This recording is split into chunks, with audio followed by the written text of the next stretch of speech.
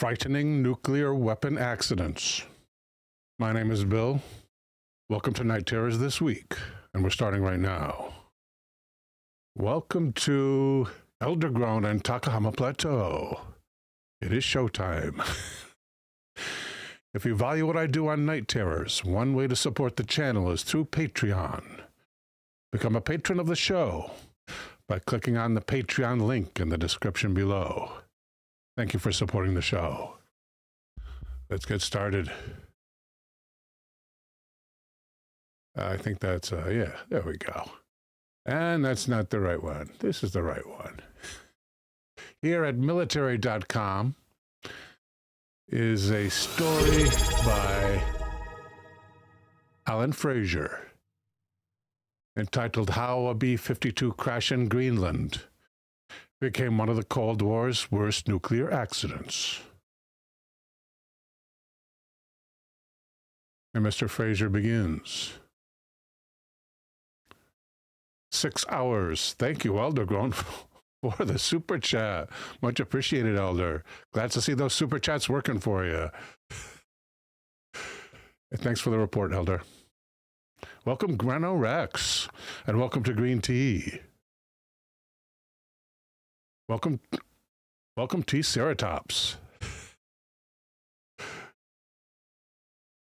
6 hours into a routine patrol mission over the Arctic, smoke began filling the cockpit of a B-52 Stratofortress, carrying 4 hydrogen bombs. Captain John Haig and his crew fought to reach Tula Air Base in Greenland, but the fire consumed the bomber's electrical systems.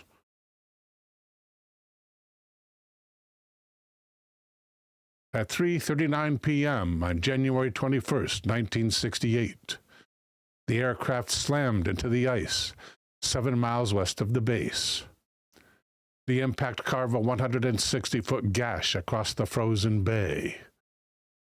Nuclear safety mechanisms prevented atomic fission, but the blasts of the other explosives in the weapons scattered radioactive plutonium across miles of Arctic ice. 1 crew member died. Investigators would discover they could account for only 3 of the 4 weapons.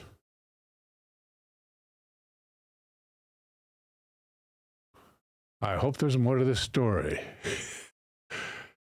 It's free. Why am I seeing this? Let's sign up. Looks like we have to sign up here.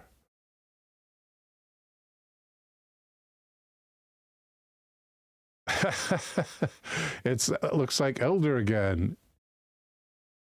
Gonna milk this while it works. It looks like Elder. If not, my apologies. I think it's Elder. Thank you, Elder. It's the same picture. And Elder says, I'm going to milk this while it works, referring to the super chat with which Elder has had some difficulty. Thank you, Elder. Yes, it is Elder. Welcome to Gotcha Man. All right, now we got to sign up here to continue this story, evidently. Sign up, create your account. Okay. Password, military.com. We'll just go, oh gosh, is it going to show me? Hit the I. We'll just say, Army, and then we'll do some special characters, and then we'll do some numbers. Where's the special characters? There we go. We'll use that. We'll copy it here. Age verification, 18 plus. And continue. Status. My military status is veteran. Or retired military. You couldn't really say retired. I'm not being paid. Thank you, Gotcha Man, for the subscription. Much appreciated, sir. Thank you, Casual Kitty. Service, Army. And continue. First name is Bill and zip code. Thank you for registering. Close the window. Give me the story, please. Thank you. Yeah, let's save that call again. Why not? Thank you, Elder. Elder gifting tier 1 subs to Herbert Trouser Fancy. Also to Jorag SFT6. Also to Harsh Ver. Also to Green Tea. Welcome, Green Tea, if you're in the room. Green Tea is in the room. Welcome, Green Tea. Also to MX519. Thank you, Elder.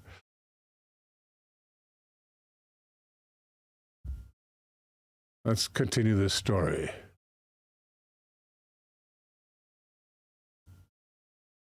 Captain John Haig's B-52 Stratofortress departed Plattsburgh Air Force Base in upstate New York that Sunday morning with a 7-man crew on a secret mission codenamed Hardhead. The Strategic Air Command, or SAC, kept nuclear-armed bombers airborne around the clock as part of Operation Chrome Dome during the Cold War. The B-52 circled 35,000 feet above Tula, monitoring the base's ballistic missile early warning system. Soviet missiles aimed at North America would fly over Greenland. U.S. bombers watched the facility so airborne crews could determine whether a communications blackout meant technical problems or nuclear war. 4 thermonuclear weapons were in the forward bomb bay, each measuring 12 feet long and weighing 2,300 pounds. That's a little over a ton. The hydrogen bombs packed yields up to 1.5 megatons, enough to obliterate a major city.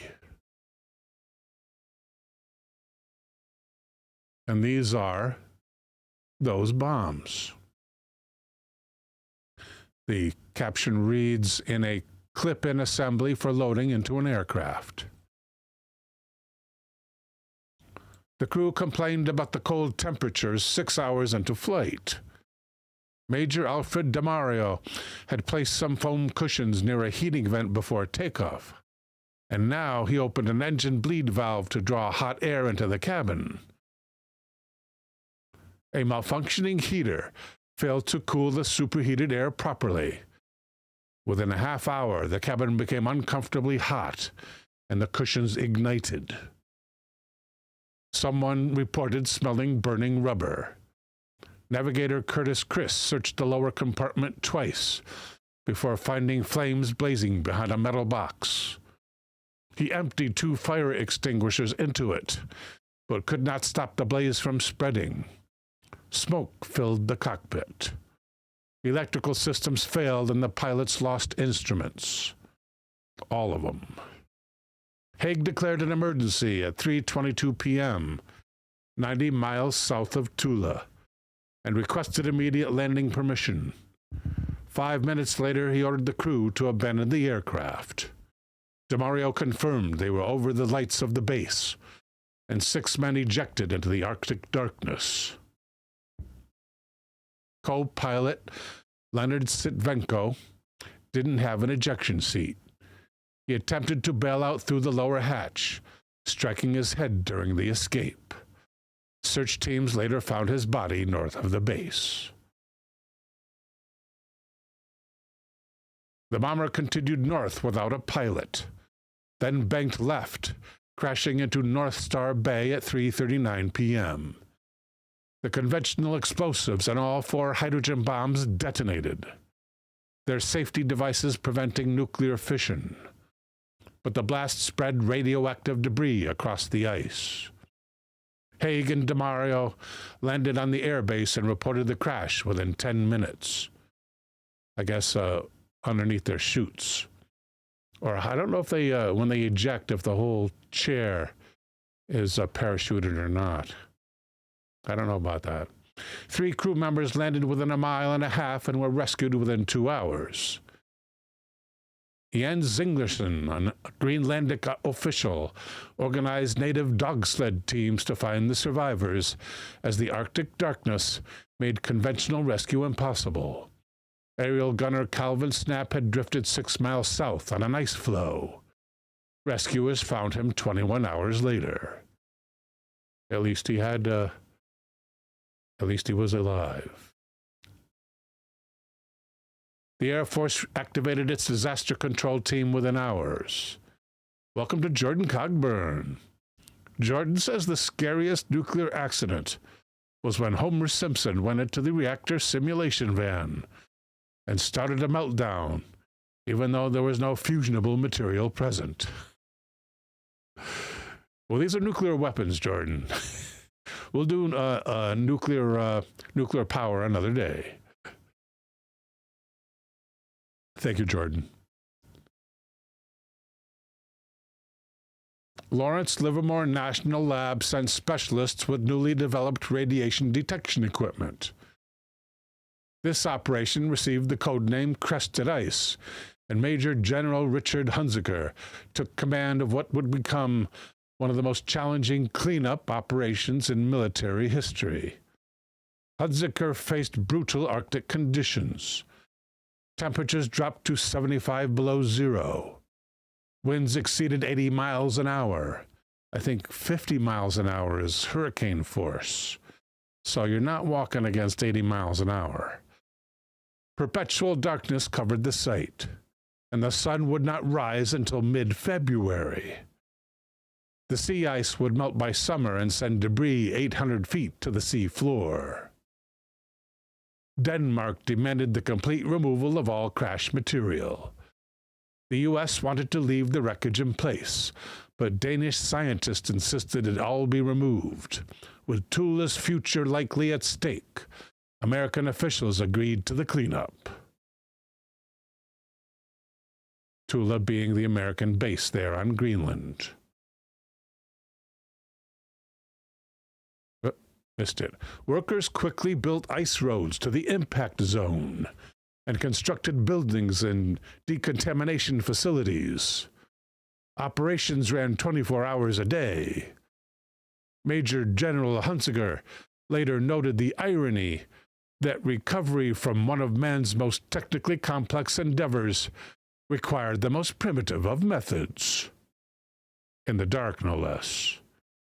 Burning jet fuel had melted through the ice in multiple locations. Radioactive plutonium, uranium, americium, and tritium contaminated the area. Plutonium levels reached 380 milligrams per square meter in some spots. Be nice if they explained the seriousness of that in this article. The scientists worried contaminated fuel would float on top of the seawater when the ice melted and could possibly spread radiation along the coast. American airmen walked 50 abreast across the frozen waste, sweeping for debris ranging from aircraft wing parts to flashlight batteries. Crews scraped away 5 inches of blackened ice, blackened during the crash. Ships carried more than 550,000 gallons of radioactive waste to the United States for disposal. But cleanup personnel worked without adequate protective equipment. Isn't that great? Way to go.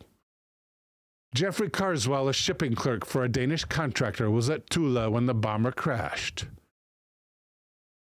Carswell recalled, "The massive building shook as if an earthquake had hit." The next day, he arranged for Svitvenko's body to be sent home.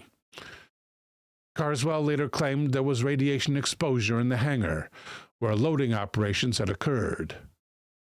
More than 700 specialized personnel from the United States and Denmark worked the operation, with about 1,200 Danish and local workers assisting.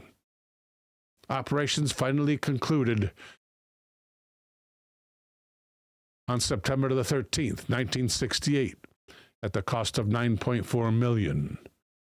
Officials estimated they had removed 90% of the plutonium.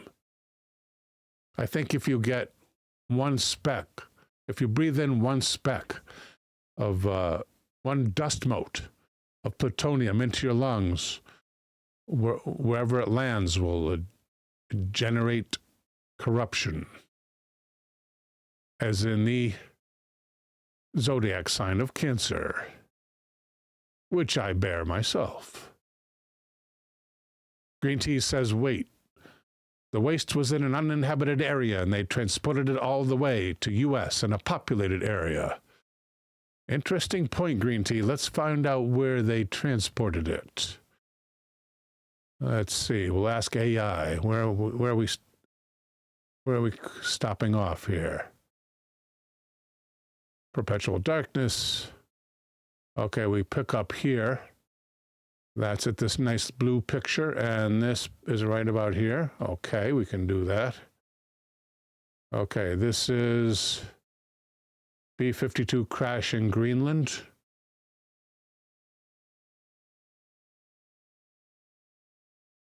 And we'll ask AI. That should be here.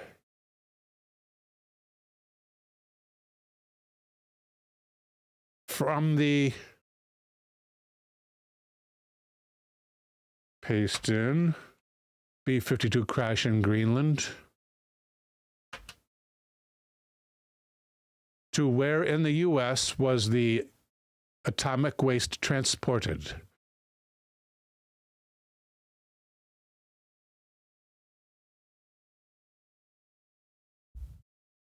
Jordan Cogburn says, remove the moat from your lung before you remove the moat from your brother's lung.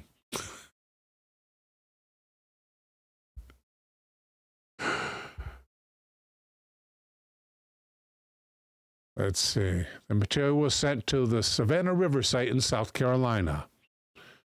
The bulk of contaminated material was packed into steel tanks and shipped by sea to the United States. It was sent to the Savannah River nuclear facility for handling and disposal. So I guess they sent it to, I never heard of that nuclear facility.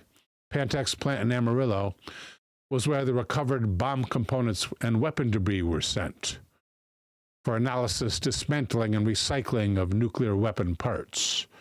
Oh, they recycle their nuclear bomb parts. Contaminated ice and debris were collected into wooden boxes before being transferred into the steel tanks. They were moved to a staging area, the tank farm, they called it, at Tula, and loaded onto ships bound for the U.S. Yeah. If another country had dumped radioactive waste on us, I think we would demand no less. Let's go back to that story. We're approximately here. There we go. Workers quickly built ice roads to the impact zone, constructing buildings and decontamination facilities where operations ran around the clock. And I read that already. The airmen walking 50 abreast with no protective gear shook as if an earthquake had hit.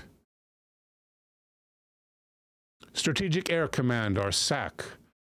Gotchaman asks, you probably have the evening plan, but are you doing the one buried in North Carolina? Yeah, it's in the list somewhere. I don't know if we'll be getting to that this evening. If you gave me the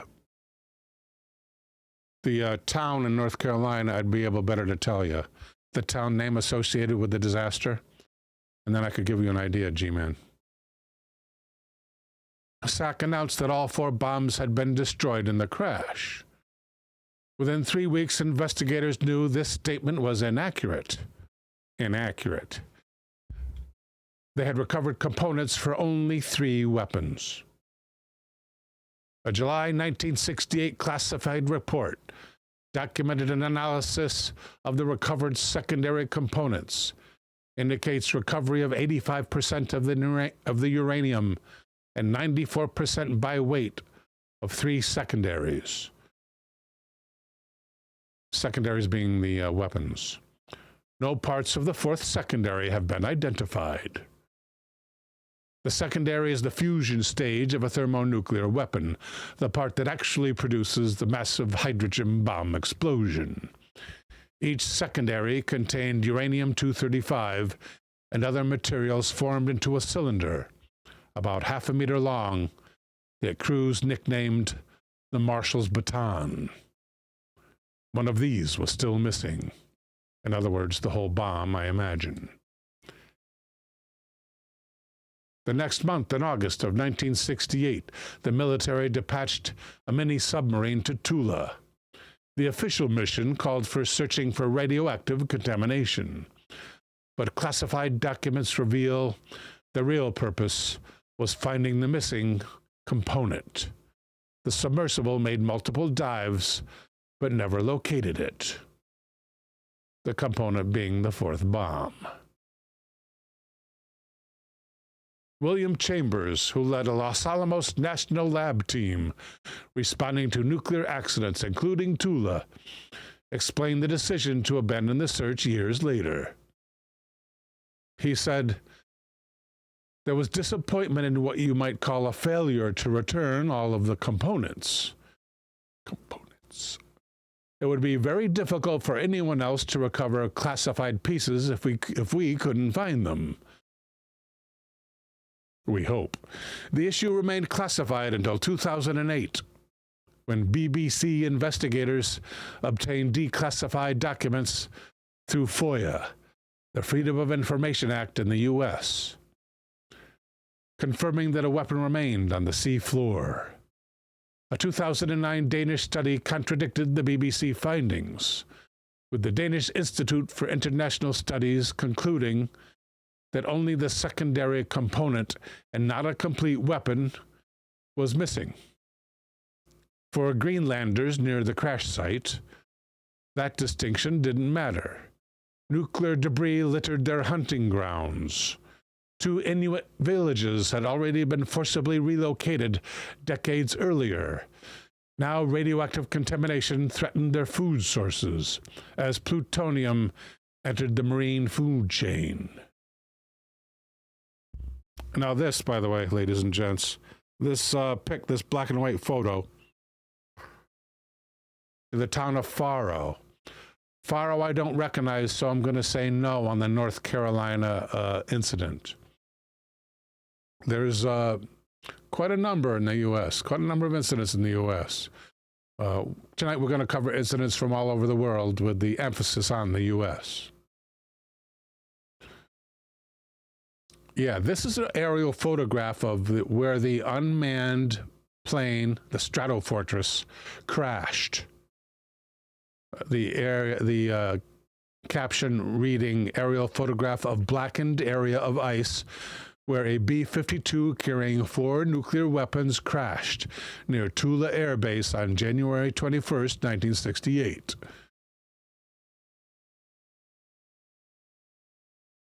So I'm thinking there's big radiating crash marks here. I'm thinking this is where it first hit. And then that's where it ended up, over here. It seems like things are spewing out from it. Would be spewing out from it in a forward manner, like that. That's my guess, anyway.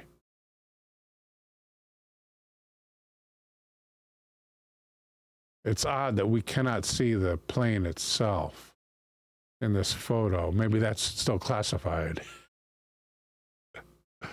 Huh. Denmark had declared itself nuclear-free in 1957. Welcome to Kevin's Brain Chip. And welcome to Ryu 1972. We're at 24 minutes. Let's skip the diplomatic fallout on that one. Let's just say there was one.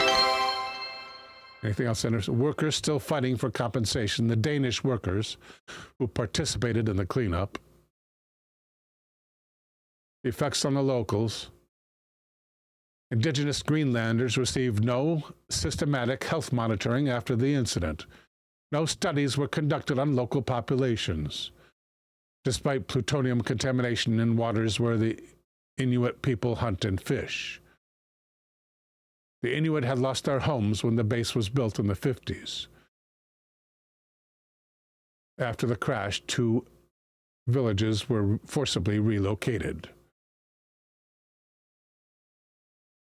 The Tula Air Base continues operating and was renamed in 2023.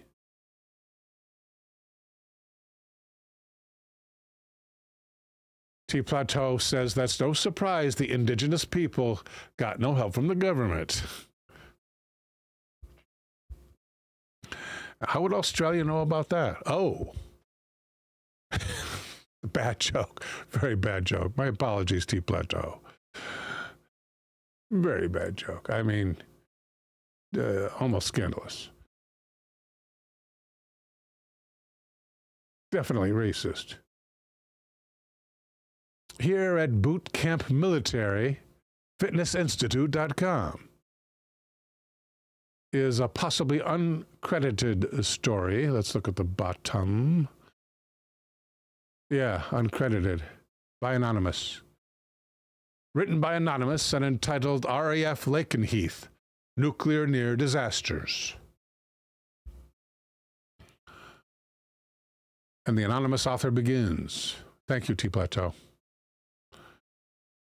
RAF Lakenheath in Suffolk, one of several air bases in the UK used by the US Air Force to store nuclear weapons during the Cold War, was the site of not one but 2 nuclear weapon near disasters in 56 and 61. 2 incidents involving aircraft crashes and subsequent fires causing damage to nuclear weapons clearly resulted, or nearly resulted, in nuclear material being released into the environment. The existence of these 2 broken arrow events, the U.S. military term which refers to an accidental event involving a nuclear weapon or warhead, without the risk of nuclear war. That's the official term for that. The existence of these 2 events was denied by the UK government for decades.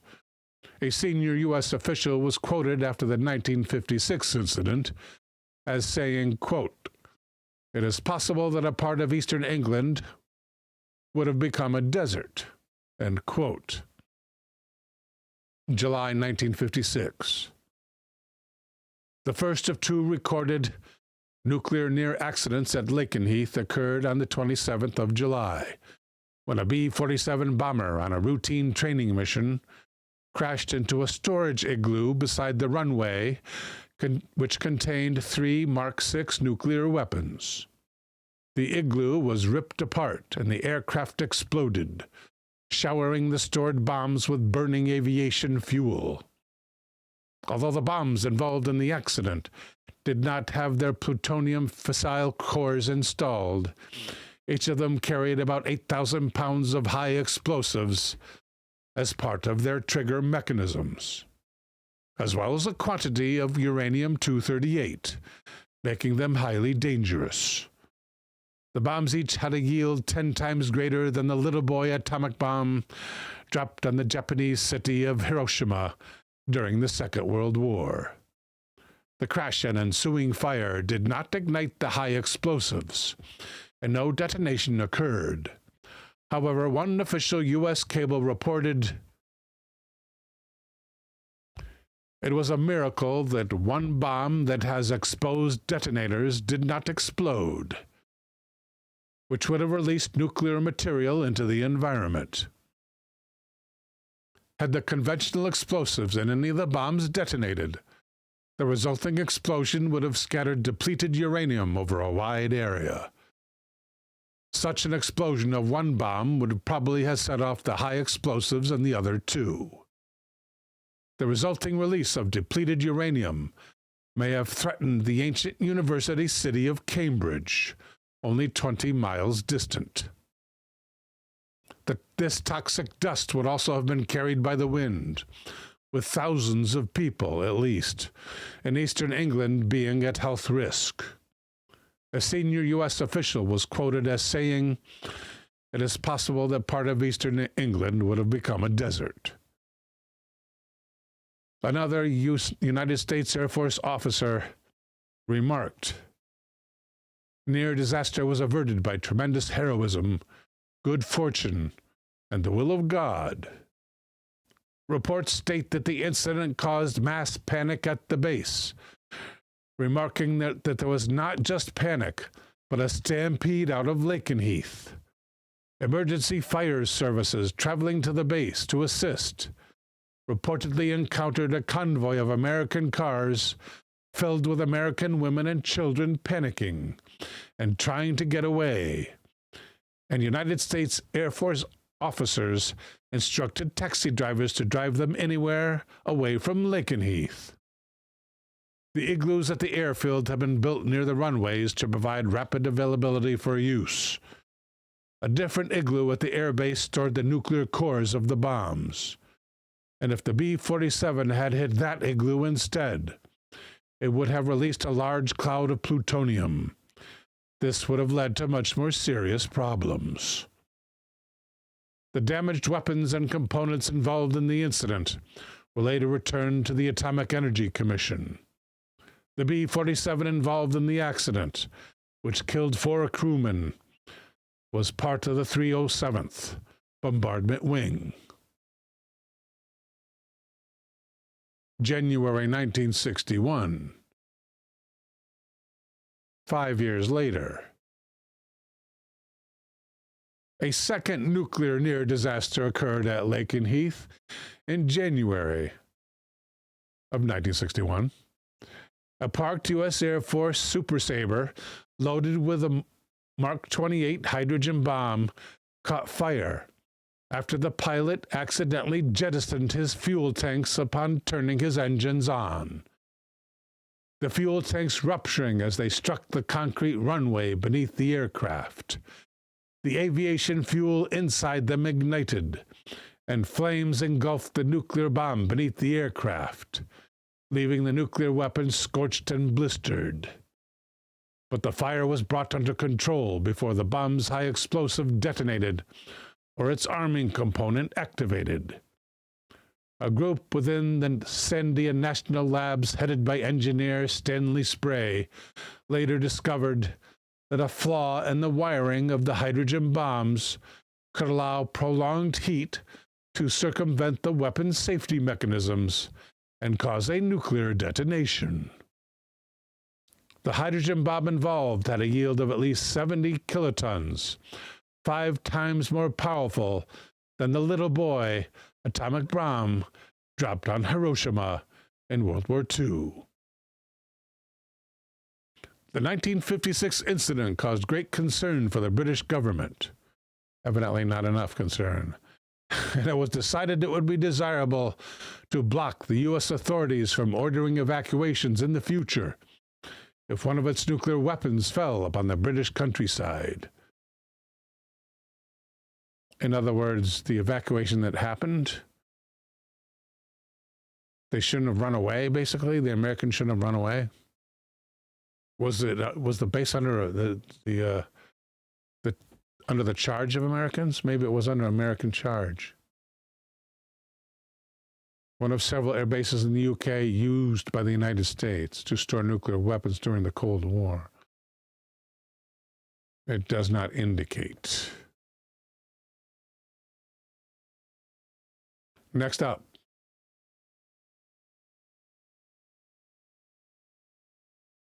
Here at exhibits.org,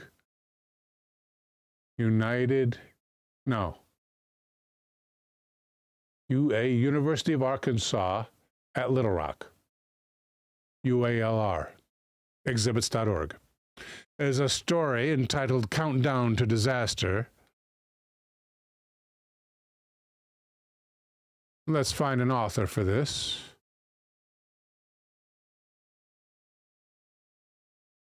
None given. An anonymous begins. On September 18th, 1980, a missile hidden underground in the Ozarks sprung a leak in one of its fuel tanks. Hours later, the missile exploded, destroying the silo and command complex, and sending twisted metal and a fireball thousands of feet in the air. The story begins with the onset of the Cold War in the 40s. Yes, it did. Let's skip that section. The Titan II was the biggest and heaviest ICBM, or intercontinental ballistic missile, ever built in the United States. The missile measured over 100 feet long, had a diameter of 10 feet, and weighed 135 tons. It could travel as far as 10,000 miles or 15,000 kilometers. How far is 15,000 kilometers? Asks the anonymous author. Welcome to Cosmic Crimes.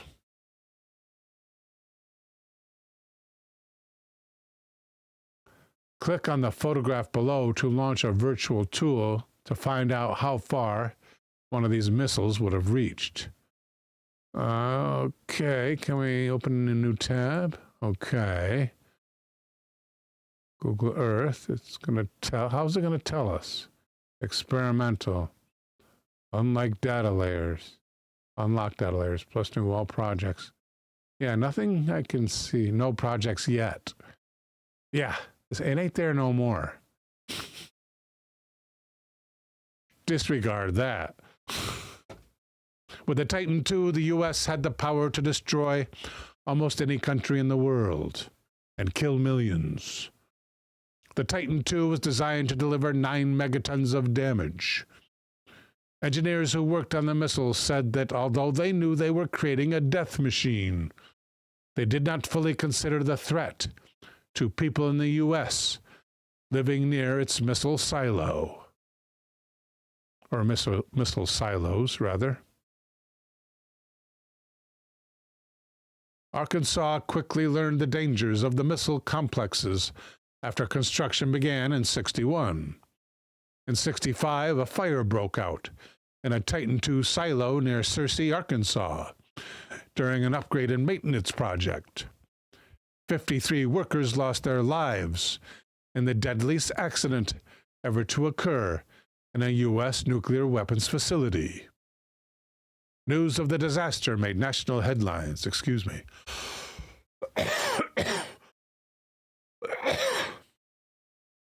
Pardon me. Need juice.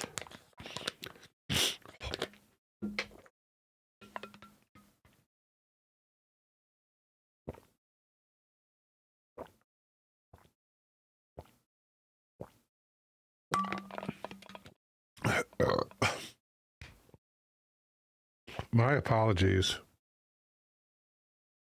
Excuse me.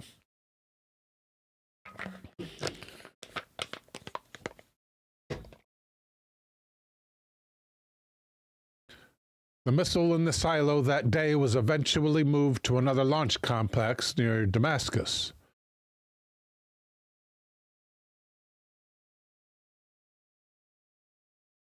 Welcome to Exile the Knights of Malta now.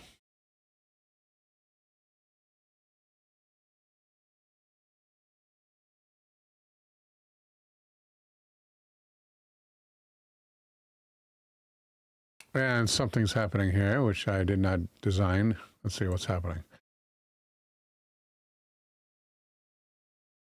I read that already. Okay, we're good. Tragedies like the Searcy accident led to a growing anti-nuclear peace movement. Activists called for disarmament and a freeze on all other uses of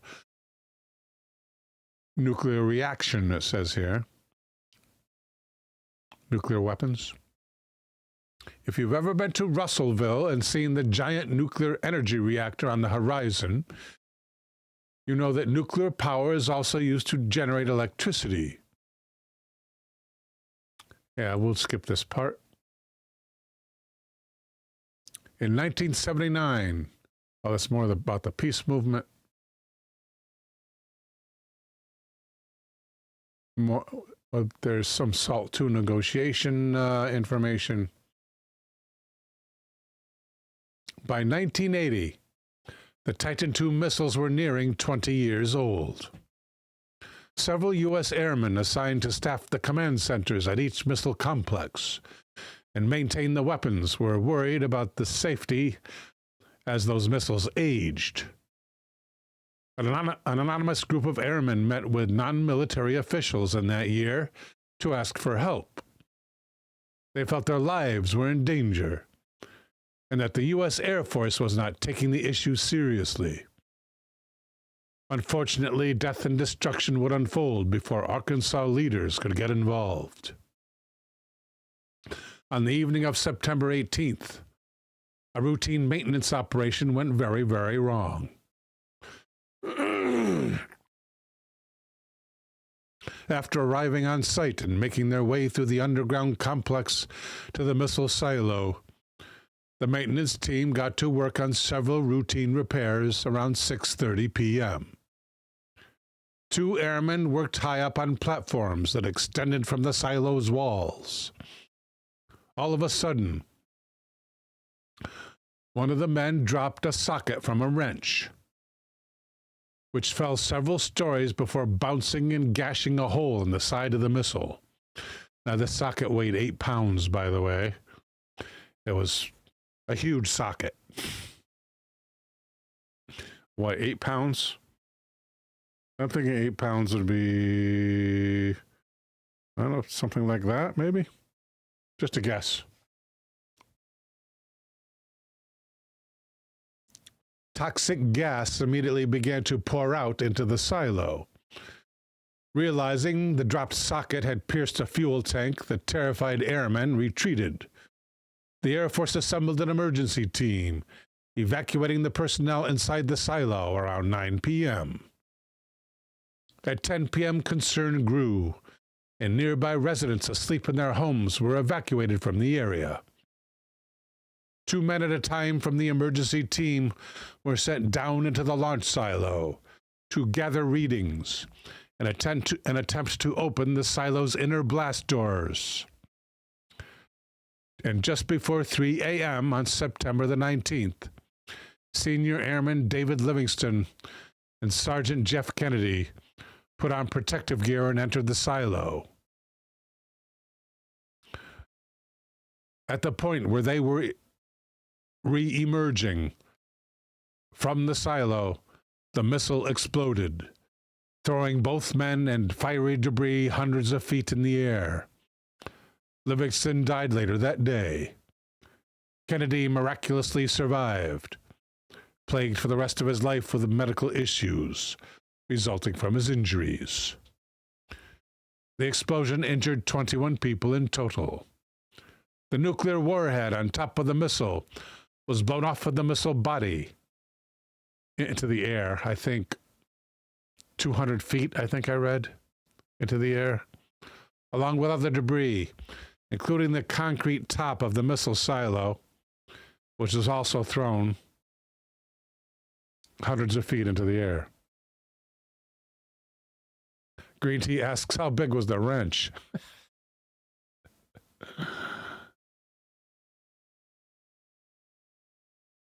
The nuclear warhead on top of the missile was blown off of the missile body and thrown into the darkness along with other debris. Luckily, it did not explode. If it had, people as far away as Georgia would have been affected by the nuclear fallout, and thousands of people in Arkansas would have been killed. To learn more about what would have happened, to learn more of these click links. Tens of thousands of people in Arkansas woke up the next morning, unaware that a nuclear warhead detonation had been narrowly averted. Fear and mystery surrounded the missing warhead, as search parties frantically combed the area into the morning hours. The Air Force would not even give a straight answer about the nuclear warhead to the Vice President at the time, Walter Mondale. Several days later, searchers eventually found the warhead intact in a ditch. Why had it failed to detonate? Military leaders explained that a safety switch had to be turned off at the command center in order for the warhead to activate. Because the explosion in the silo was unintentional, this safety switch was never flipped. On the other hand, a safety engineer who worked on the Titan II believed that one safety switch could have easily been overpowered by extreme heat or other unpredictable conditions. Arkansas was very lucky that day. The Air Force quickly transported the warhead to a missile factory in Texas for close inspection. And more about the protest movement.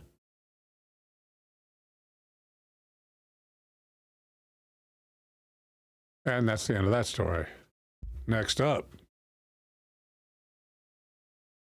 here at slashgear.com is an article by Yowie Morales entitled, "This Soviet Submarine Narrowly Avoided Nuclear Disaster. Here's what went wrong."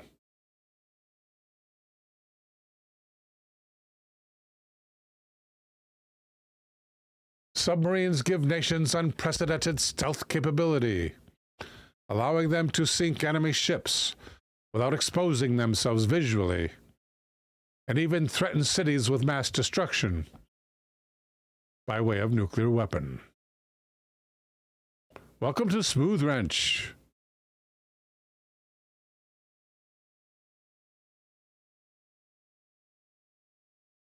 Even though the first submarine was made in 1620, and the modern submarine made its debut in the 1880s, sailing one is an inherently dangerous endeavor. For example, the American nuclear submarine USS Thresher sank in 1963, and Russians lost the Kursk nuclear submarine in the year 2000. And the Indonesian Navy lost the Nanggala submarine in 2021. All these events led to the loss of all hands, showing the dangers of submarine operations. The submarine involved.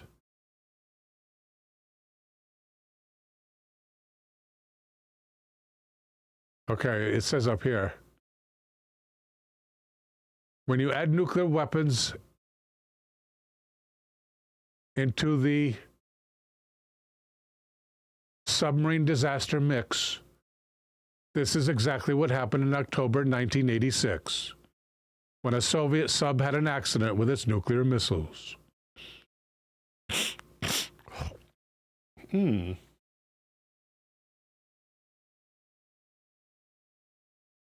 Welcome, Max Monroe. Max Monroe says, Tom Bearden, expert on the Thresher.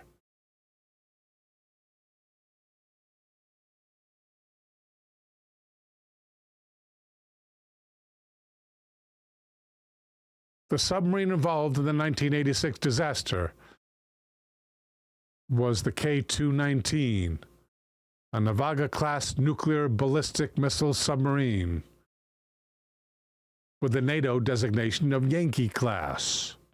The Soviets introduced this submarine class in 1967 to counter the thermonuclear Polaris missiles used by the Americans in their subs. Although the weapon was at the cutting edge of Soviet technology when it launched in 1971, it was almost 15 years old by the time of the accident. Despite its age, the sub was still a dangerous strategic asset, as it carried 16 nuclear missiles. Missiles called the Serb by NATO, which had a nautical mile range of 1,600.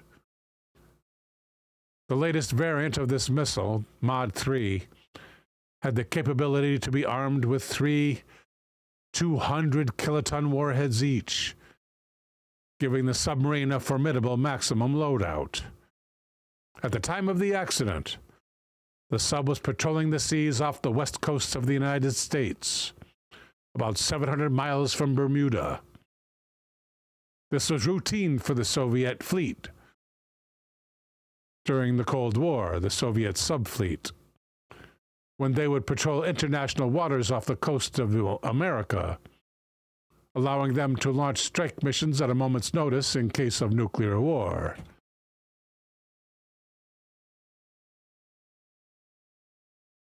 The Mod 3 missile will play a key role in the accident. This submarine-launched ballistic missile was first introduced in 1967, the same year as the submarine's launch.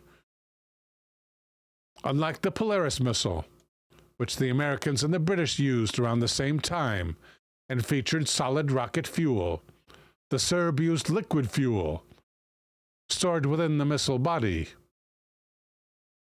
This was similar to the land-based Titan II missiles the U.S. had in its arsenal. But these missiles stored their fuel elsewhere, thus requiring them to be fueled before launch. On the other hand, the Soviets could launch them in less than 10 minutes, owing to the fact that before the sub leaves port, all the missiles are fueled. Keeping the missiles fueled saves time for the launch crew and space aboard a cramped submarine. But this system has one major downside. The dinitrogen tetroxide used as the oxidizer for the missile is highly toxic and corrosive, especially when mixed with seawater. According to Captain Ilya B. Koltin, a veteran Soviet submarine force commander, construction deficiencies plus imperfect crew rescue equipment, plus the startling slowness and inertia of the naval agencies in introducing new ideas, is the alarming formula of the recent tragedies. This was his comment when he wrote to Pravda, a Soviet publication, in 1989. At the time of the accident, the Soviets were extending the deployments of their nuclear submarines, leading to reduced maintenance work on the boats and reduced training for its crews. It was the confluence of these factors that led directly to the mishap. The sub's missile tube number 6 suffered a rupture seal, allowing seawater to get into the silo. I guess silo is what you call a missile tube on a submarine. It's got to be smaller than a land silo.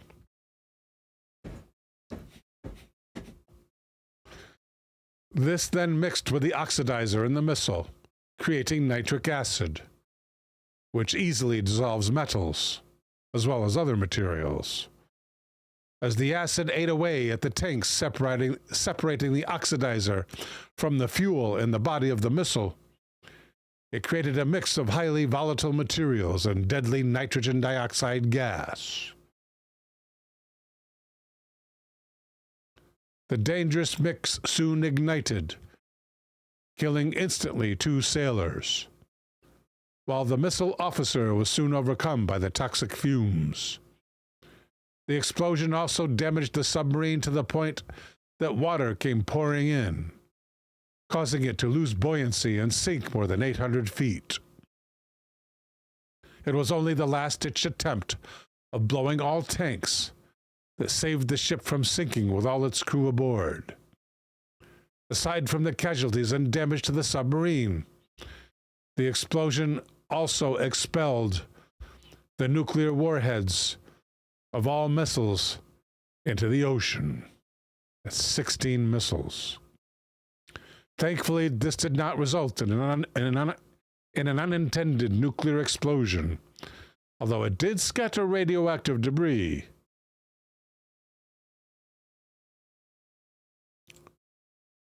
The explosion also started several fires that made the reactor controls unresponsive. Must be a nuclear submarine as well. Unless the crew could shut off the boat's nuclear reactor, a meltdown like what happened at Chernobyl could occur. 2 crew members volunteered to lower the control rods to stop the reactor: Lieutenant Belikov and apprentice Sergei Preminin. The 2 were able to lower 3 of the 4 control rods before Preminin collapsed, Belikov carrying him to safety and then returning to finish the 4th rod. But he lost consciousness himself before being able to do so. When Preminin regained consciousness, he went back into the reactor and pulled the lieutenant out before going back to finish the job. Sergei Preminin successfully shut down the reactor. However, he ran out of oxygen before he could escape and died in the reactor compartment. Welcome to Taylor Bible. For his bravery, Sergei was posthumously awarded the Order of the Red Star and the Medal of the Hero of the Russian Federation.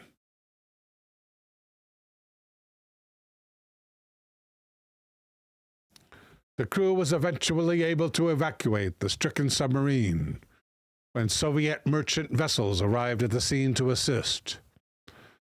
They attempted to tow the sub back to its home port thousands of miles away, but the tow line broke, and the submarine soon slipped beneath the waves. When the crew got back to Russia, the commander of the sub, Captain Second Rank Igor Britanov, was blamed for the accident.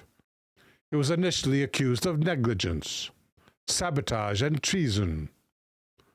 All charges were eventually dropped in 1987. So 1 year later, I guess.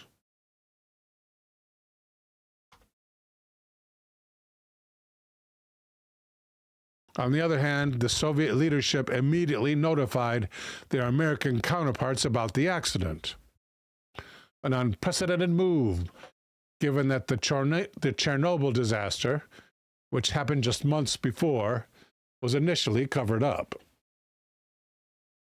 Although there were some concerns that Americans would try to steal Soviet technology from the sub, the Chief of Navy, Admiral Vladimir Chernovin, assured the Politburo that the submarine was an old design and that the Americans were not interested in it.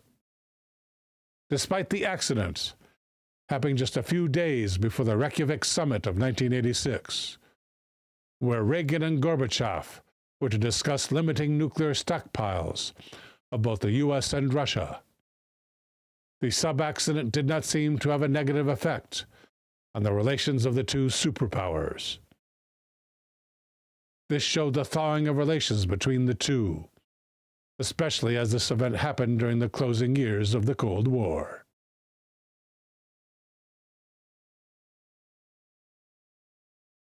Oh, that's it. Next up.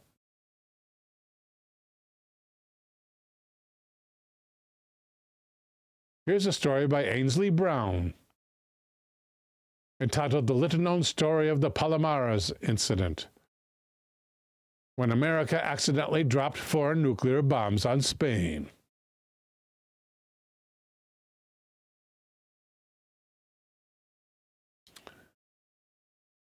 And Ainsley begins. At the height of the Cold War, United States bombers loaded with nuclear weapons were a common sight in the sky. They were meant to discourage the Soviet Union from launching a strike, and they were prepared to attack at the first sign of a potential battle with the Soviets. But their presence ultimately led to a number of catastrophic accidents. One of the most infamous was the Palomares Incident, which took place on January 17, 1966.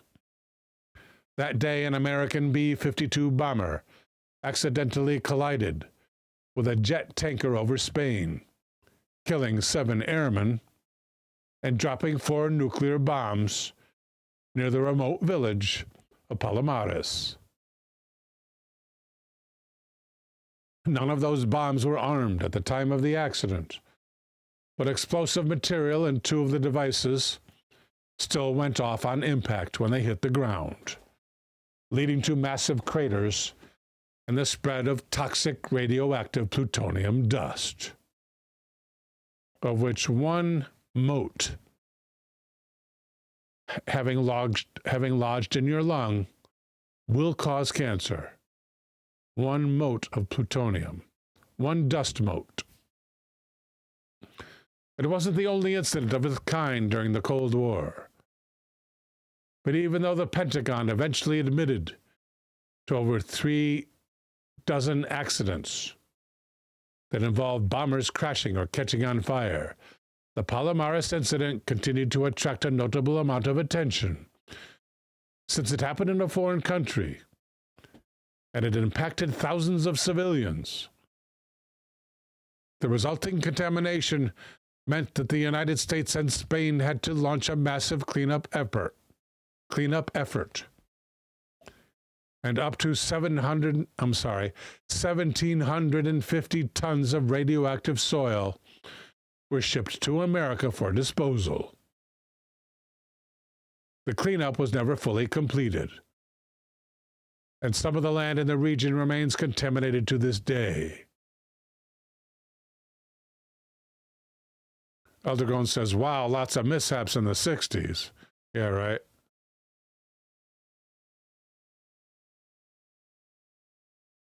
How the Palomares incident unfolded. This is a B-52 bomber, according to the caption, refueling midair. And this was supposed to happen over Palomares in January of 1966. In the early 1960s, the U.S. launched Operation Chrome Dome. The Cold War operation aimed to have nuclear-armed B-52 bombers in the air at all times. Excuse me.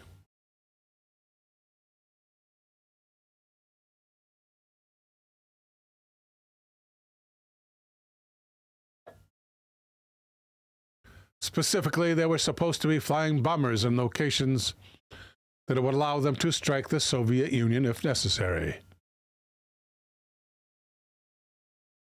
Naturally, this meant that these planes would need to refuel often.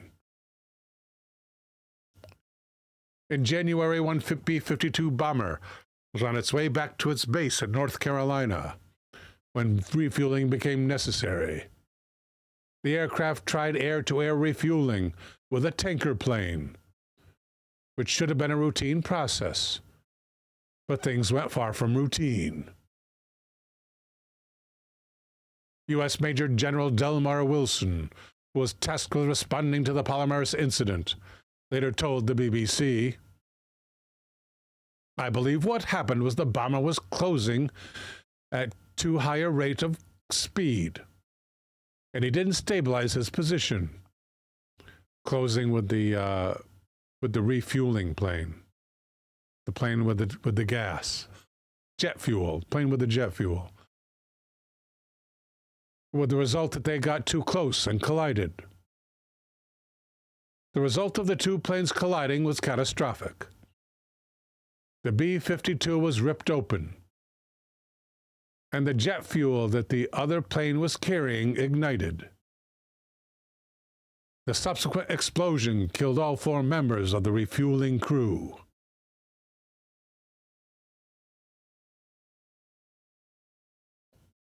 This caption reading, "One recovered thermonuclear bomb from the Palomares incident," displayed on the USS Petrel. It must be this right here. The round nose there. That's fairly large. Jordan Cogburn asks, how big a mote? Is a mote an actual measurement of miniature? Good point. I'm going to ask AI that. Good question, Jordan. Is a mote an actual measurement of miniature?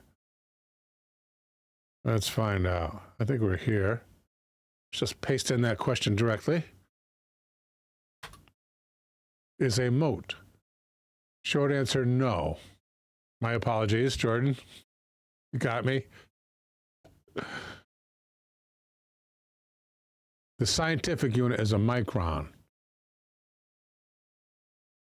So let's say a micron of plutonium will give you cancer. Is it used as a measurement? Not standardly.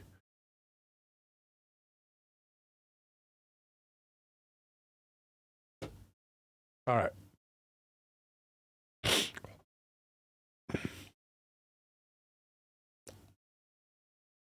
The accident also killed 2 men in the tail section of the B-52. A third man was able to eject, but he unfortunately also died when his parachute failed to open. You gotta check your parachute, people. I guess those military parachutes only have 1 chute, right? Save weight. Meanwhile, 4 members of the B-52 crew were able to parachute to safety and survive the harrowing incident. The collision also meant that the nuclear weapons held on board came crashing to Earth. As the dangerous cargo and the destroyed aircraft fell to the ground, a massive fireball emerged. But luckily, there was no nuclear explosion triggered by the crash. But there was some explosive material in 2 of the bombs that exploded on impact, creating huge craters in the ground and leaking toxic radioactive plutonium dust across Spain's Mediterranean coast. Their best coast, the Mediterranean. I imagine. Never been there.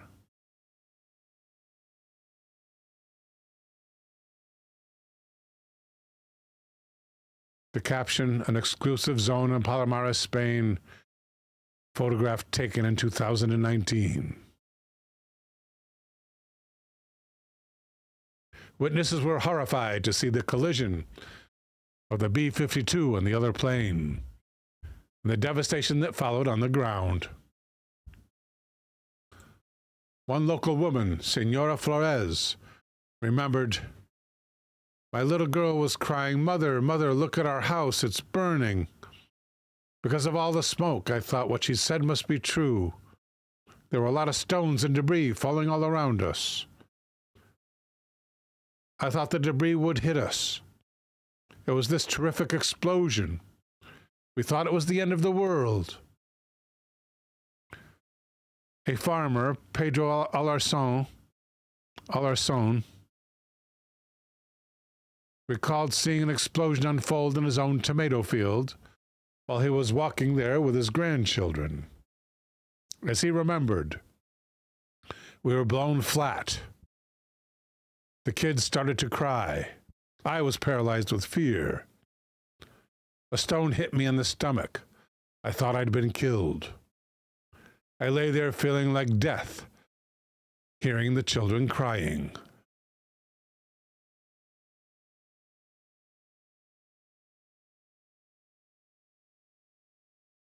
Incredibly, no one from the village was killed. But in the aftermath of the Palomares accident, fear swarmed about the resulting radiation and contamination. According to a New York Times article from that year, farmers in Palomares found their daily lives turned upside down after this incident. The article reported, in the last 2 weeks, more than 1,000 persons from a population of only 3,000 in the Palomares district have been checked for radiation.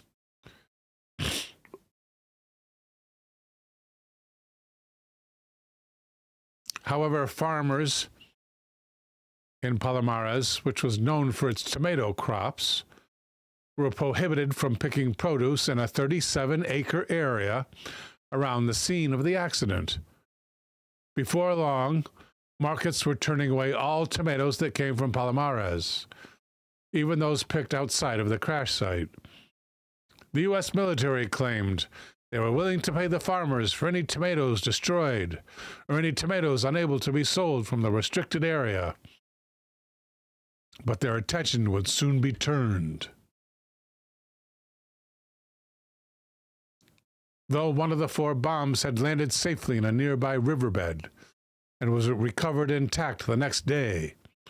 The situation with the other 3 was far more perilous, since 2 of them had cracked open and spread dangerous plutonium dust. The United States and Spain had to figure out how extensive was the damage and radioactive contamination. Authorities also had to find the last bomb, which was missing. It would ultimately take the U.S. military 80 days to recover the device, an agonizing process that involved carefully removing it from a depth of 2,800 feet in the Mediterranean Sea, and later disarming it on the USS Petrel.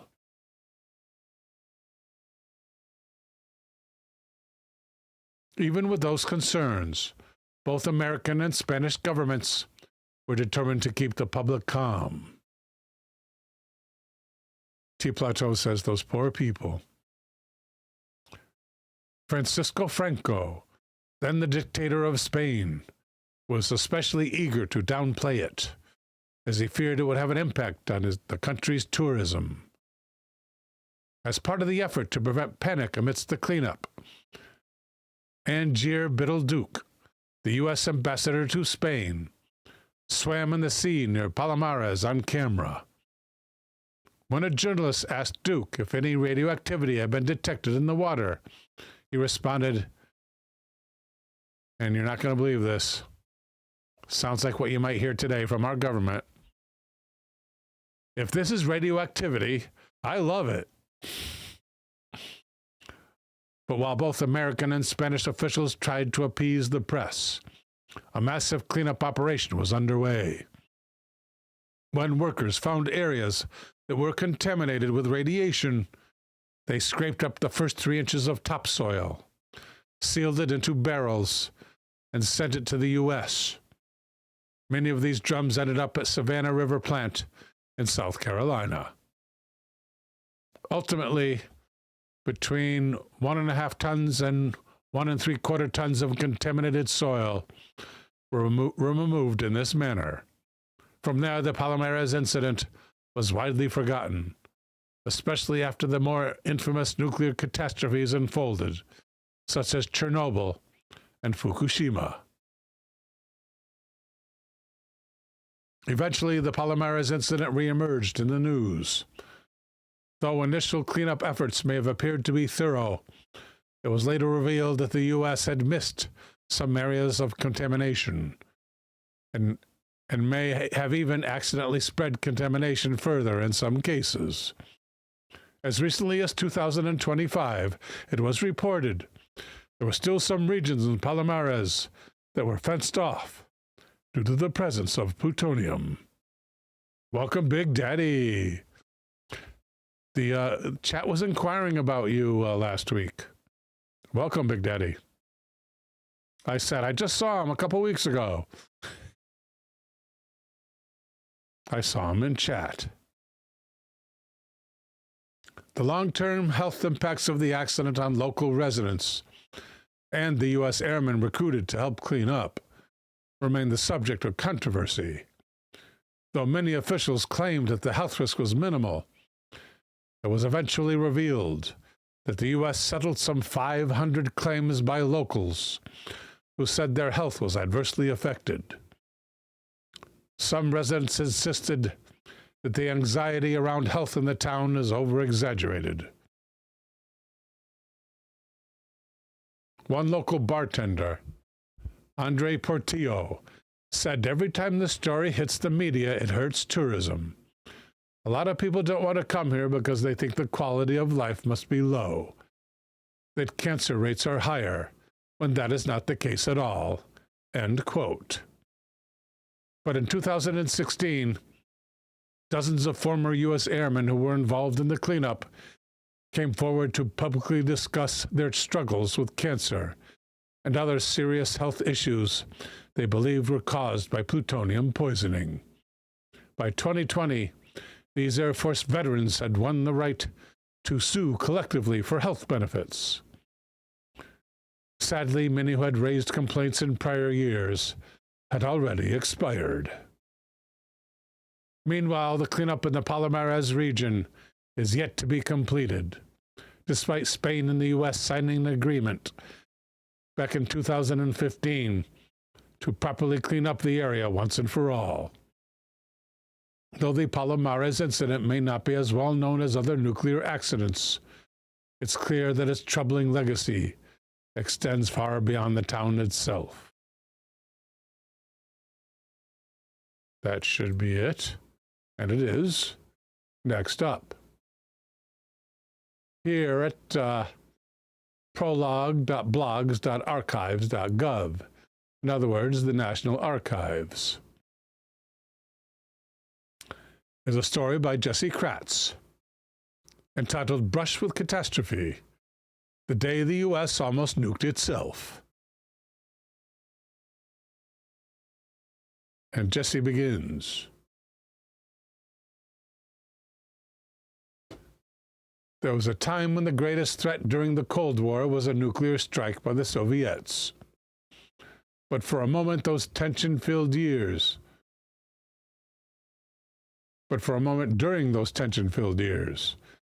the United States almost nuked itself. The U.S. narrowly avoided a catastrophic disaster when 2 Mark 39 hydrogen bombs were accidentally dropped over Goldsboro, North Carolina, on January the 23rd, 1961. The bombs were released when a B-52 United States Air Force bomber broke apart mid-air. One of the bombs performed precisely in accordance with its design. Its parachute deployed, its trigger mechanisms engaged, and remarkably, one single low-voltage switch thwarted unimaginable destruction.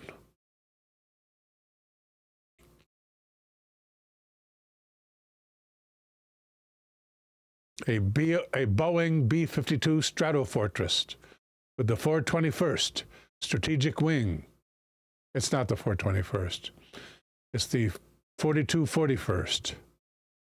The 4241st Strategic Wing was on a 24-hour airborne alert mission off the Atlantic coast of the U.S.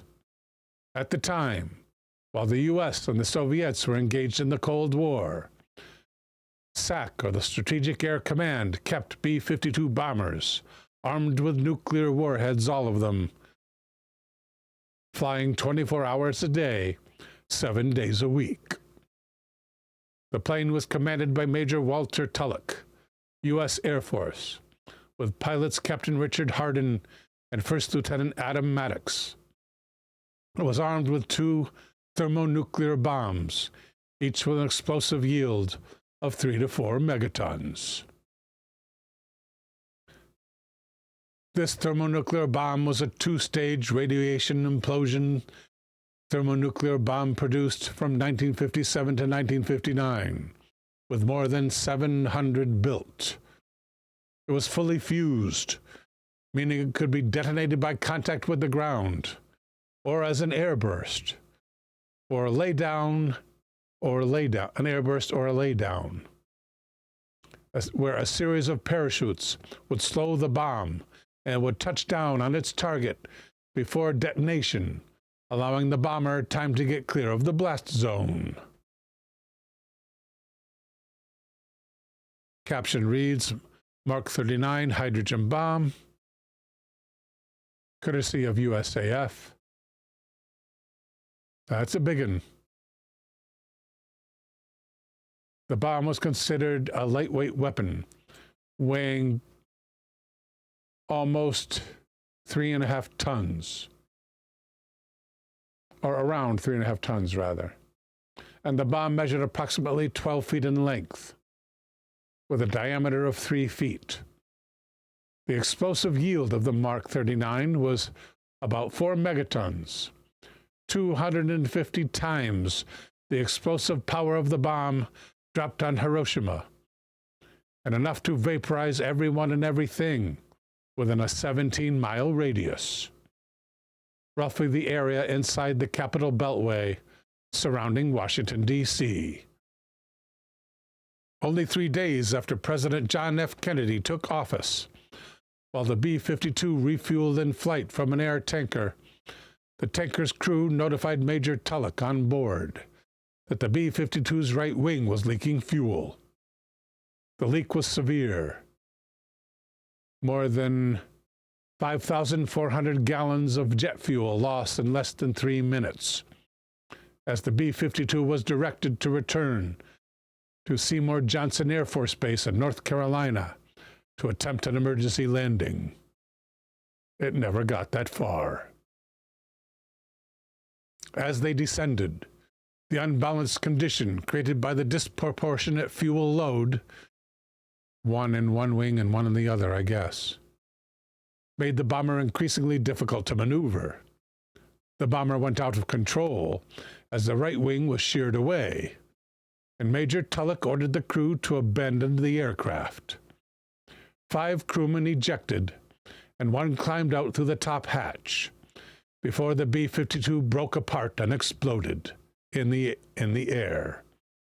Its wreckage covered roughly 2 square miles of area, and sadly 3 crewmen, Majors Shelton and Richards and Sergeant Barnish, were unalived. As the B-52 broke apart, its 2 bombs were released. One slammed into a muddy field at over 700 miles an hour and buried itself more than 180 feet deep. The other bomb's parachute safeguard system operated as intended, and it touched down essentially undamaged and was discovered hanging from a tree, the parachute preventing it from hitting the ground, which would cause detonation.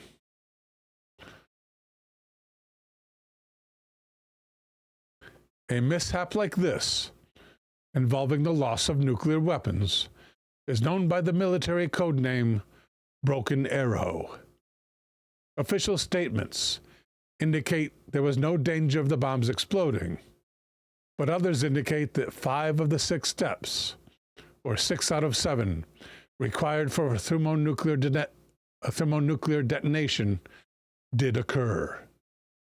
Recovery of the buried bomb was challenging, but after 8 days, the ordnance team had recovered most of the bomb, including the 92 detonators and conventional explosive lenses of the primary, the first stage of implosive section. The uranium-235/plutonium-238 pit, the core of the bomb, was recovered on January 29th. The secondary, however, was never found. The secondary explosive device, which I believe also includes radioactive elements. 19 thoughts on brush with catastrophe, the day the U.S. almost nuked itself. Here are all the comments on this article. An argument goes on here. Brian Peck's first posts. There's a major flaw in the story. Nothing can fall at 700 miles per hour, according to gravity. I'm paraphrasing here. Why make this up? It's a matter of terminal velocity. And that is rebutted by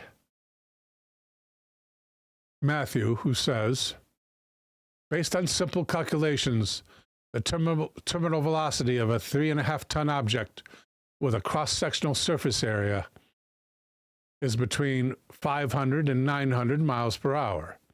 Although the missile has a cross-sectional diameter of 3 feet, it is also aerodynamically shaped, so a terminal velocity of 700 miles per hour is within reasonable mathematical estimation.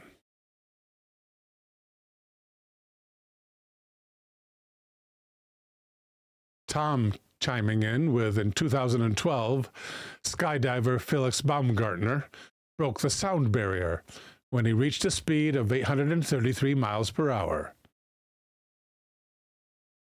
Scott also chiming in, at a very high altitude, air resistance is almost non-existent. Had it continued to drop to the ground without a parachute, its speed would have come closer to 120 miles per hour if it was a falling body. More arguments about the same. RH stating it went 180 feet into the ground, the depth of an 18-story building. A 112 mile per hour impact would not likely do that.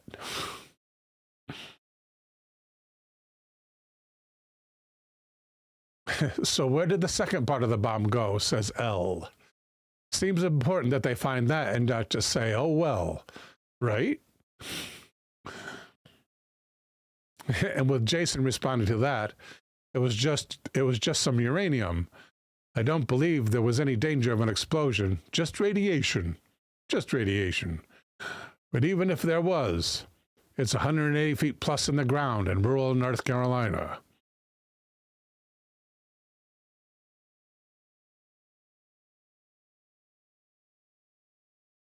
Steve says, it didn't sound to me that they just said, oh, well, they spent 8 days digging for the bomb and all of its parts.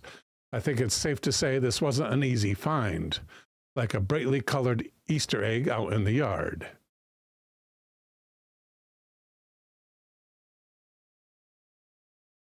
Mike Senkowski, contributing, the answer is scary. After some time, they gave up the search and filled the hole. It's still in the middle of a farm field. The government bought the land over the hole, so that spot could never be built on or farmed again. Cat informing us, there's a historical marker for this. It's in the name, and in the name of the town is Eureka. The land the government dedicated to isolating the plutonium is managed by North Carolina State University. In the 80s, when this was still highly classified, the government was making a lot of noise about closing bases. I was concerned because we had bought a house and could get shafted if we were forced to move. My boss said, don't worry, the state government would never let the bases go. And it says here, in quotes, as if someone's stating this, welcome Pedro Rojas Cervantes. Sure, you want to move your bases? Don't forget to take your nuclear warhead with you.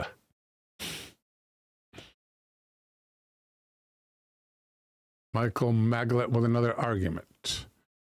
And he should know because he has a website called nuclearweaponsaccidents.blogspot.com. We're not going to get to that website today. I don't even have it in the tabs. But it's an interesting website. You don't have to add this part. If you just go to nuclearweaponsaccidents.blogspot.com, you'll get there. And there's lots of them. There's a whole big bunch of them. There's like 30 plus. 30 plus. So I wonder we haven't blown ourselves up by accident so far.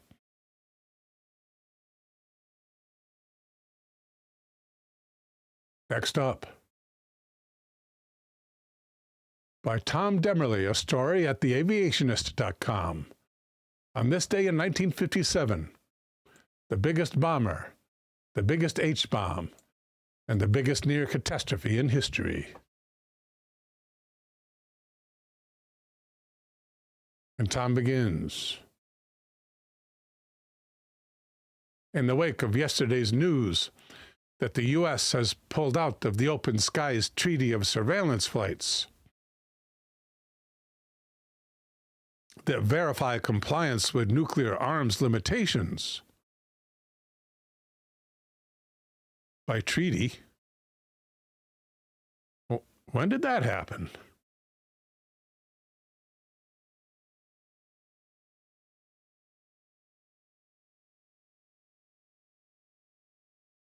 Yesterday's news, and was a story dated 2020, May 22nd, 2020. Just after we had started buckling down for the coup. Who was president then?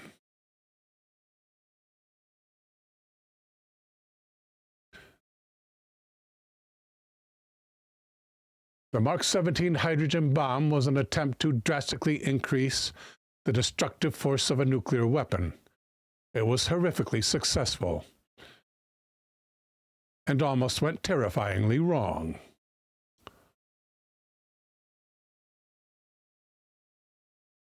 In technical terms, according to Pulitzer Prize finalist and investigative journalist Eric Schlosser, in his book, The Damascus Accident, the Mark 17 was the largest operational hydrogen bomb ever deployed by the U.S. It's difficult to make a meaningful comparison of its destructive power compared to the nuclear bomb dropped on Hiroshima, but a reasonable estimate is that it is greater than 1,000 times more powerful than Little Boy. The Hiroshima bomb. Trying to envision the destructive force of the bomb is beyond normal comprehension. Accidentally dropping one is even harder to imagine, but it happened.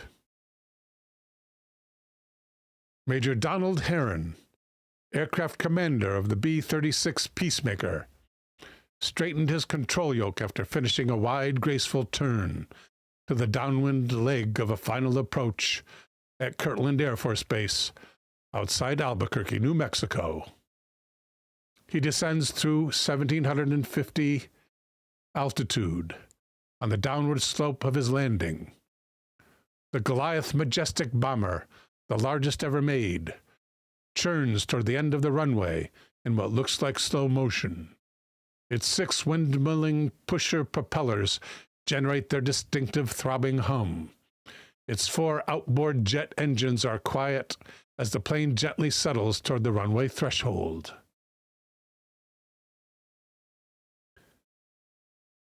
In the back of the cavernous bomber, 2 men attend to the security of a giant hydrogen bomb. 1 man an observer, and another a co-observer. As with most protocols associated with handling nuclear weapons, 2 persons must be present at all times.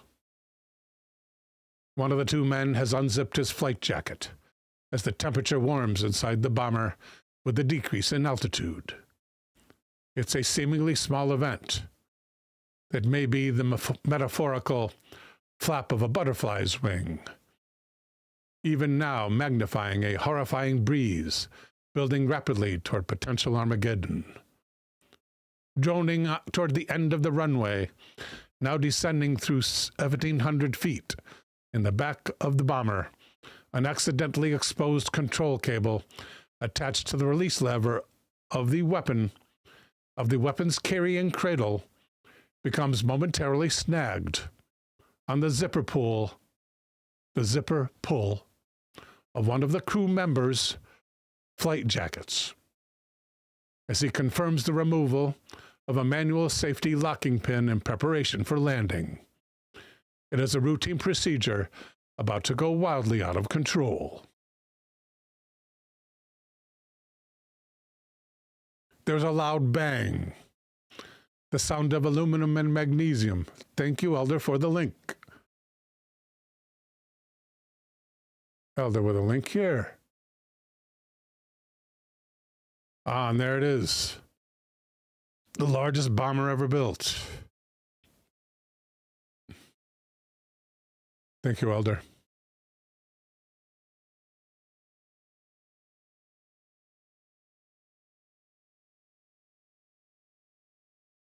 The sound of aluminum and magnesium panels being battered by some enormous force. A sudden rush of wind fills the cavernous Bombay of the bomber as the aircraft lurches upward, as if unburdened of some massive load. The clanking of a loose bomb cradle is audible above the deafening wind blast. Daylight blasts into the previously dark expanse of the aircraft fuselage. It is momentarily blinding. The giant bomb bay is suddenly empty. The bomb bay doors cracked apart and flapping in the wind blast outside the aircraft. The weapon's suspension chain swings back and forth, now released of their 20-ton burden. The hydrogen bomb, the largest in the U.S. arsenal, is gone, It has accidentally fallen out of the aircraft, tearing the weapon bay doors open and disappearing into space.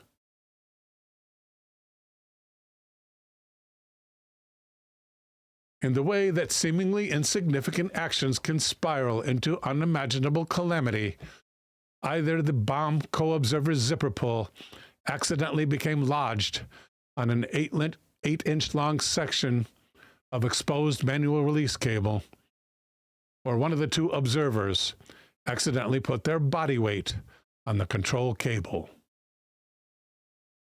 We don't know which.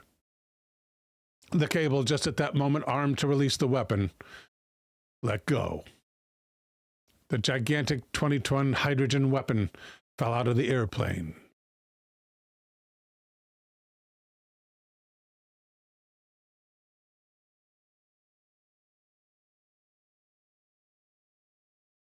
The reciprocal of calamity is meticulous caution and redundant safety systems. In this case, they were all that stood between humanity and the worst potential catastrophe in our history. According to Dave Jackson, a spokesman for the U.S. Department of Energy in Albuquerque, quote, "Portion of the actual weapon had been removed and put in a different location." Jackson, speaking to the Associated Press when the exit was finally declassified in August of 1986, went on to say, "It was routine procedure at the time. Had it not been, the accident could have ended differently enough to alter human history." The bomb still packed a mighty conventional wallop, however. When it hit the ground 4.5 miles south of Kirtland Air Force Base, and just 0.3 of a mile outside the Sandia Atomic Base Reservation, it says here where the weapon was, ironically, being delivered to be permanently disarmed. Its 300 pounds of conventional explosives, meant to trigger the nuclear detonation, blew a hole 12 feet deep and 25 feet in diameter. It tossed bomb fragments a mile away. Some of them radioactive, I assume. It also scattered low-level nuclear material all over the blast site. And by low-level, they mean not plutonium, but the other one.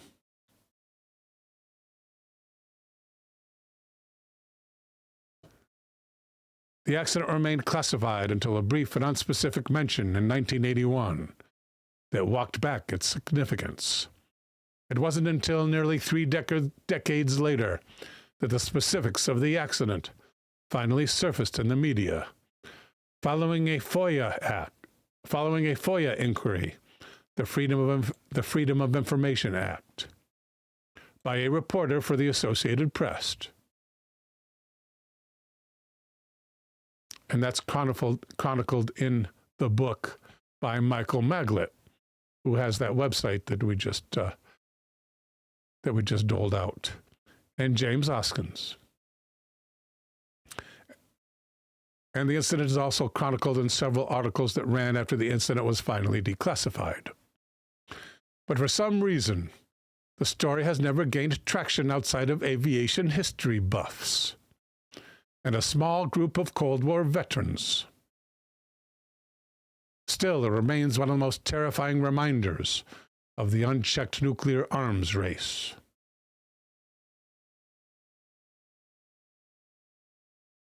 And that's it.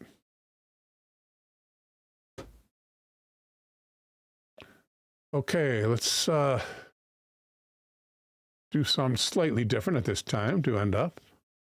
Declassified the big oopsie, says Gotcha Man. Green Tea says, a guy could have just leaned on it. The answer to that is yes.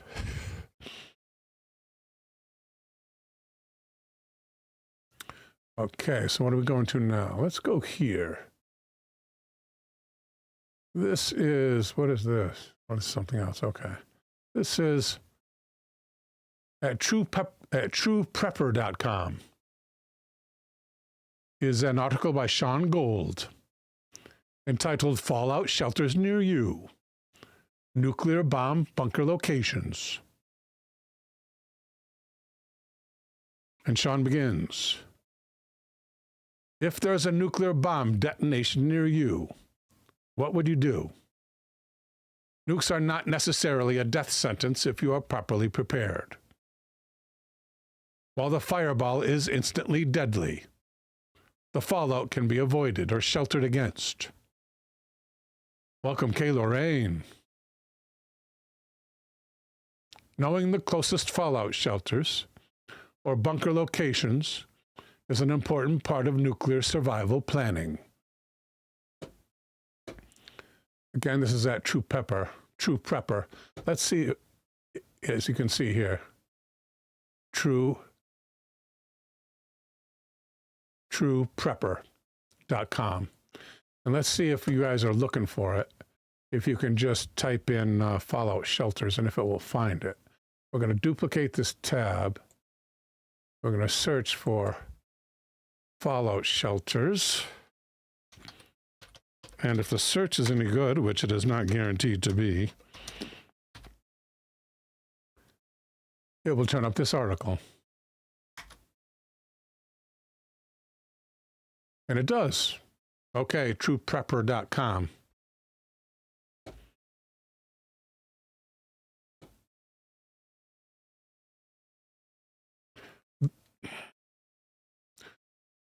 Those who have their own bunkers have it the easiest. But you don't want to be left scrambling around, trying to figure it out at the moment. By the way, when the big bright light comes on all around you, put your hands over your eyes. I mean, close your eyes right away, okay? If you go blind, it severely reduces your ability to survive. A quick look and integrating what you find into your plan can make the difference between life and death. While we all hope.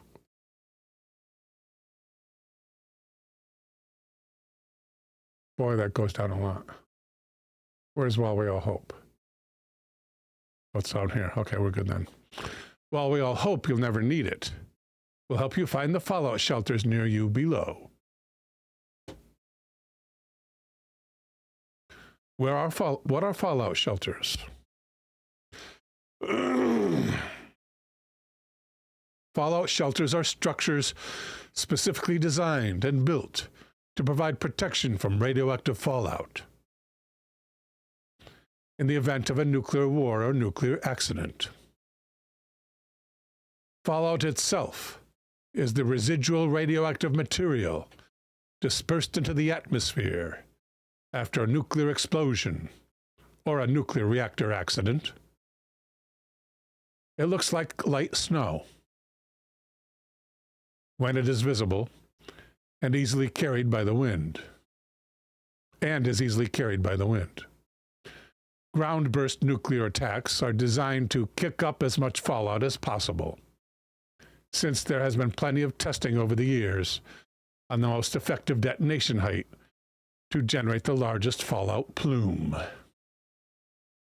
Fallout shelters can take many forms, from simple underground bunkers to more complex structures built into the basements of buildings, or even entire underground complexes. They are usually designed to shield occupants from gamma radiation, the most dangerous type of radiation emitted by fallout.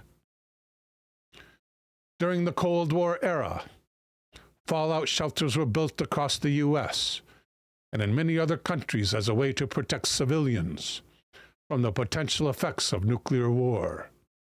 Since the Cold War, civil defense funding has been cut significantly, and public fallout shelter plans have lapsed and are much less common now. I remember seeing I remember seeing the signs around the town where I grew up, the yellow fallout shelter signs. There are none of them there now, and a visit to the map, which we're going to make soon. We're going to make that visit coming up in this tab here. A visit to the map of available fallout shelters shows that the ones in my town no longer exist, or the town where I grew up, nor the town where I live now. The town where a bunch of my one town where some of my relatives live, I'd say a bunch. My relatives live, has one within 15-minute driving distance, fortunately.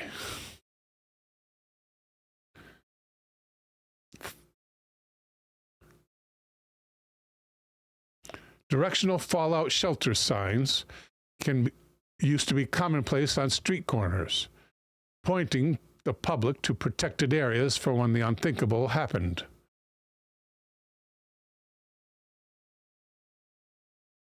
There were many fallout shelters created, designated, or labeled in the U.S. by civil defense and other entities. Local counties and cities were cooperative in city planning sessions to ensure that residents had designated spaces prepared for nuclear events.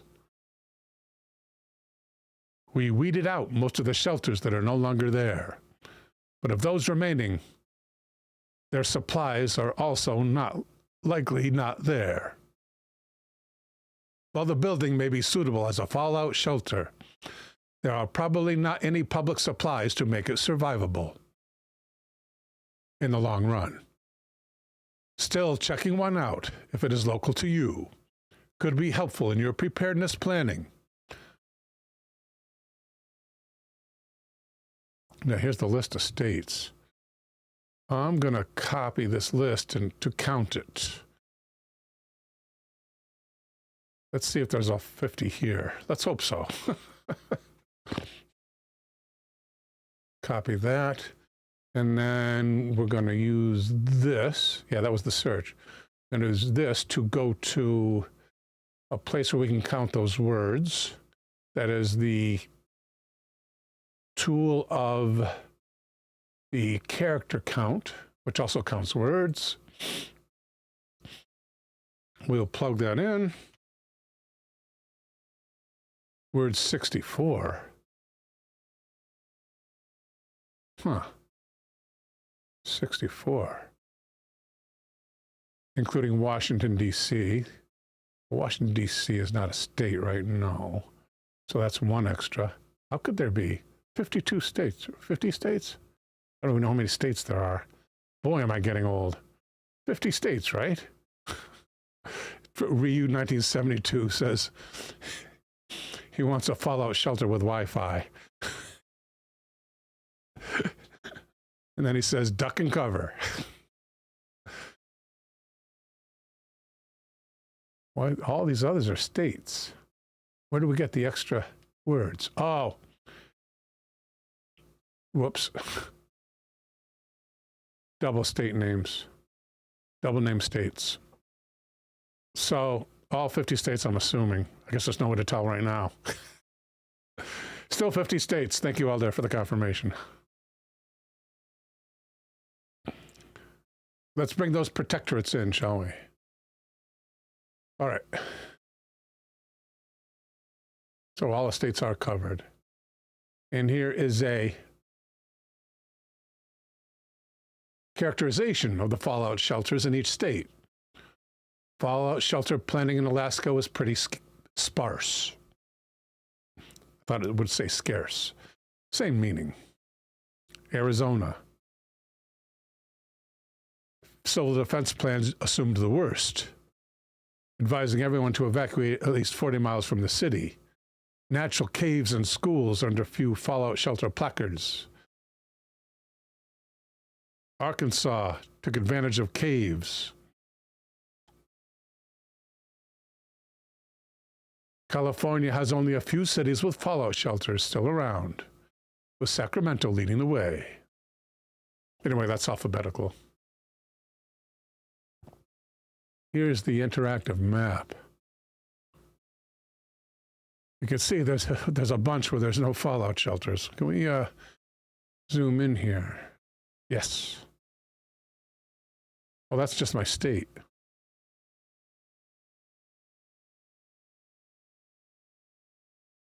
Oh, that's just because I looked for my state. Okay. But you can see how sparsely the state is supplied with fallout shelters.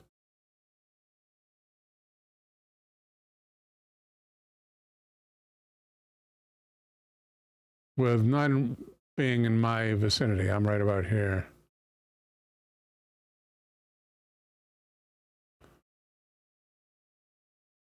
Check out some other states.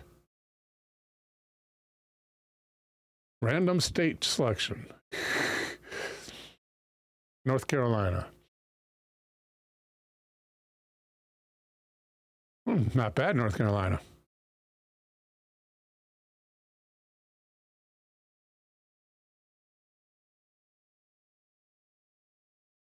Tennessee, South Dakota, Texas. Of course, everything's big in Texas, and that means a lot of people don't get to reach the fallout shelter.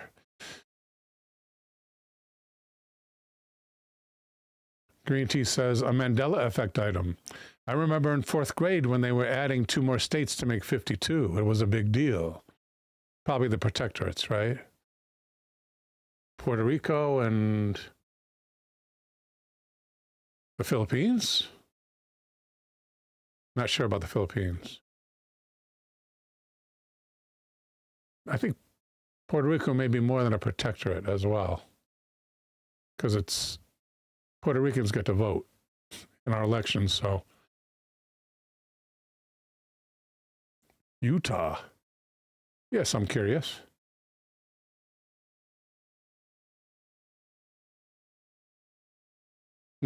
Let's back out here a little bit. Utah being reaching down here. Yeah, highly concentrated along this corridor. Not much hope for people elsewhere in the state.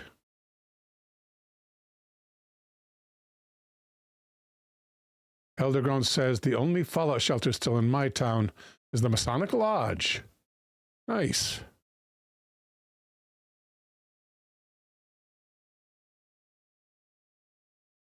Washington State.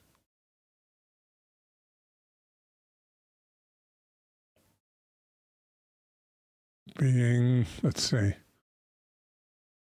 the one above Oregon, so from about this line up.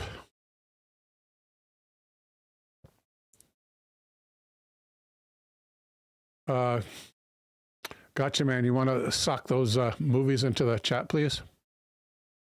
Thank you, sir.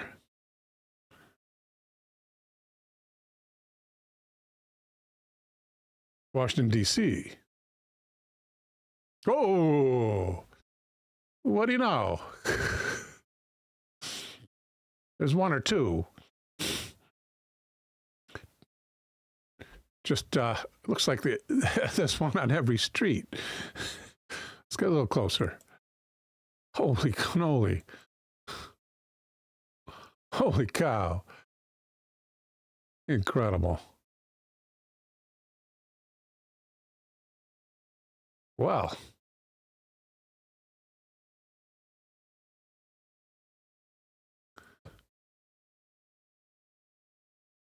Gotcha Man says, one needs to protect the government and Mormons.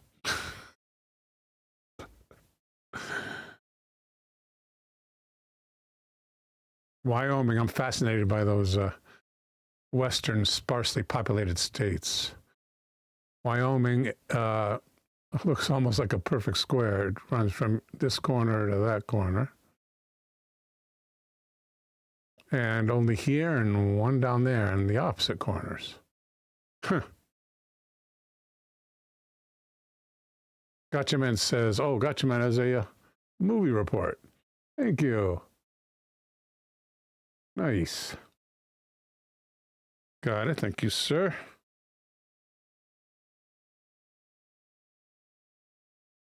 Let's, as a matter of fact, let's reduce, let's not reduce this. Let's, what am I going to do? We need to find the, there it is, the Gotcha Man promo. There it is right there. And we need to change this. Paste this.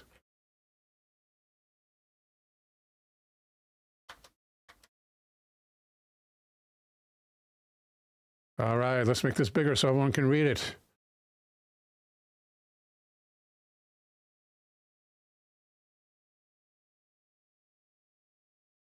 Don't miss the Gotcha Man movie watch party coming up this Wednesday, only on Twitch. And you don't need to be a member of Twitch to join us to watch the double feature. Just enter Gotcha Man in the search bar at twitch.tv or twitch.com. Both of them go to Twitch. Just enter Gotcha Man in the search bar and it'll bring you right to the page where the movies are playing. It's at 9 p.m. Eastern Time on this coming Wednesday. And the topic is Muscles and Maidens. The first feature, The Sword and the Sorcerer, 1982. The second, the classic Clash of the Titans, 1981. Going to be interested in the similarities between those. And I'll see you there, along with Gotcha Man and the entire movie-watching crew. It is rockin'. Be there or be square. Until then, may God bless and protect you all.